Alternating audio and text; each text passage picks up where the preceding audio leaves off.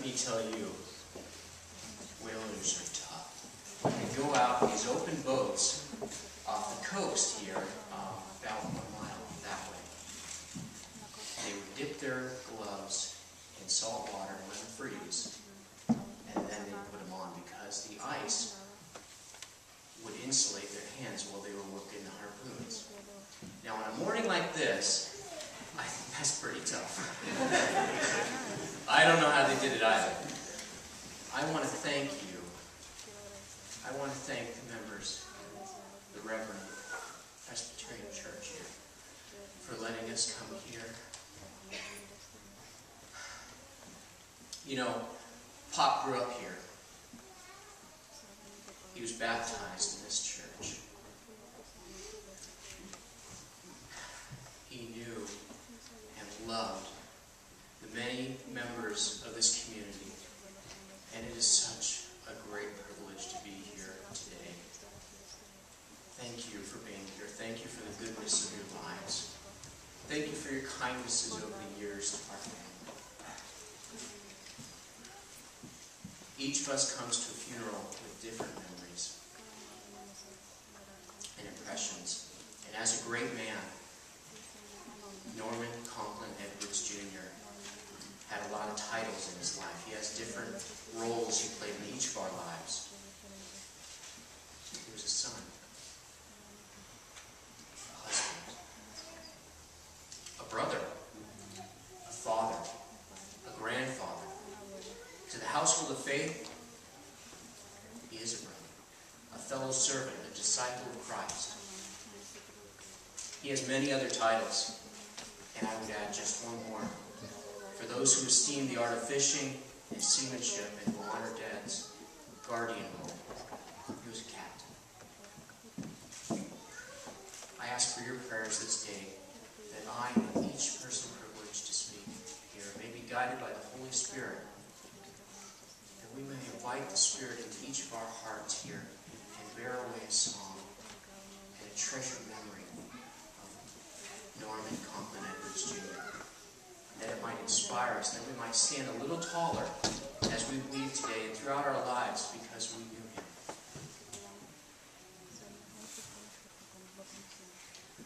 I pray for peace for those who mourn. My dad died peacefully. My dad died young. He looked young. He acted young.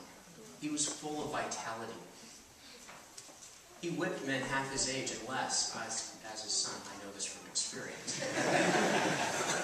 My dad had vigor. He was an avid runner. He was predisposed to action. And he was an evangelist of everyday exercise.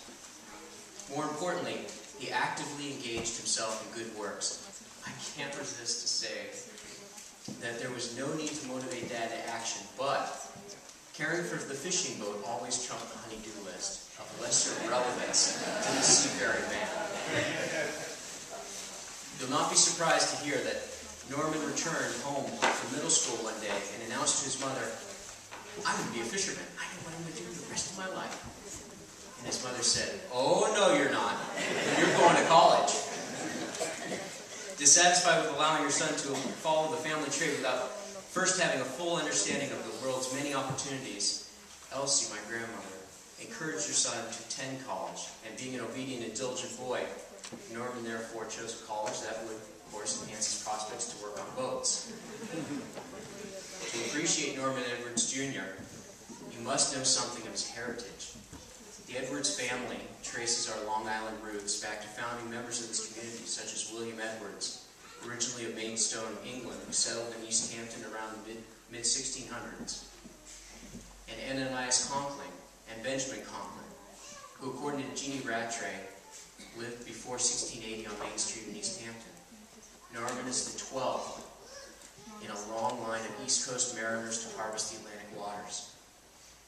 The firstborn son of Elsie and the late Norman Edwards Sr., Norman Jr., was powerfully instilled with a liking for the sea and its lore. Dad once told me the story of his grandfather, Samuel Stratton, and his brother, Burr, going out fishing for codfish. They put out the lines on the floaters, And while they waited for the fish to bite, they shot coot, or sea ducks. One day, they shot 108 coot. Now, what are you going to do with 108 coot? That's a lot of feathers to pluck. So, they loaded up their wagon and drove down Main Street and handed them out. My dad surmised when he told me the story that everyone in town probably ate duck that night. Now, the generosity in this story illustrates a characteristic of my father. Dad was not stingy, nor was a fisherman. And when he had fish, he liked to share. Many of us here today probably received gifts of love wrapped in little fillets from mom and dad, because they gave what they had, and that abundantly. Dad also showed his love through spending precious time with his family and friends. Samuel Stratton, his grandfather, was very dear to him because he spent time with young Norman. I suppose that his grandfather gave him an example that Dad tried to follow later on by spending time with us, his children, and also his grandchildren. Norman had a number of stories that he would tell about his grandfather spending time with him, and one of those stories is of Samuel Stratton teaching Norman and his cousins, Jack and Harold, how to shoot by setting up a fish box at the end of the driveway. You must realize that Dad and his cousins were 7 years of age, and that someone had to prop up the end of the gun so they could shoot it straight. Dad said that the first shot of double-barreled shotgun nearly knocked me on my can. Dad's stories of Samuel Stratton filled me with a love for my great-grandfather, who I actually didn't know very well. I think he died when I was very young. But he filled me with a desire to know him better. That was a gift that Dad gave me. Dad was also fond of recounting how his father had given him responsibility. In his own words, while fishing up in the Amagansett Bay, our first pump strainer clogged with seagrass, and we took a 30-degree list with all the water in the fish hole. Fortunately, it was calm, for I was really scared. I asked my father what he was going to do, and in a calm voice he said, "We'll repump the fish." Asking if I could climb into the fish pump and clean the strainer, since I was the smallest aboard. Although frightened, Norman took the screwdriver offered by his father. He climbed on top of the pump, which was above the hole, unclogged it, and the fish were repumped right in the shed. That did a lot for building my self-confidence, Norman said. I felt like a hero. I went from being scared to death to feeling really good about myself. Norman indeed radiated confidence and confidence all of his life. Dad served in the church and the Coast Guard as a town trustee, and most importantly as a family member and friend. His service prepared him for future service. For instance, my dad told of a particularly satisfying mission he served aboard the Coast Guard cutter Vigorous, to direct the rescue of 4 Venezuelan Coast Guardsmen who had been out crewing a fishing vessel off the coast of Venezuela. Then Commander Edwards used sweep-width tables that he developed while assigned to the Research and Development Center in New London, Connecticut, and found the Venezuelan crew in the center of the expected search and rescue pattern. These sweep-width tables that Dad helped to develop have been refined over the subsequent 30 years and are still used internationally for search and rescue operations. Norman was determined. A very personal experience where Dad showed to me his determination and optimism occurred when I was passed over for promotion for Lieutenant Commander. Coast Guard officers either promote or they separate from the service.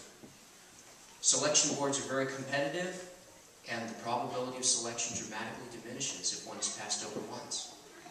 So when I was passed over for Lieutenant Commander 2 years ago, I called my dad and shared with him my trepidations about the future. I told him of my desire to continue serving in the Coast Guard, and he knew that I only had one more opportunity to be promoted before I'd be separated from the Coast Guard. I said, "Dad, there's only a 20% shot of me being picked up the second time around." He replied, "That's great. You're going to get it." I said, "Dad, you're such an optimist." But he was also a hard worker. And to wrap up the story, I followed my dad's direction, and I was picked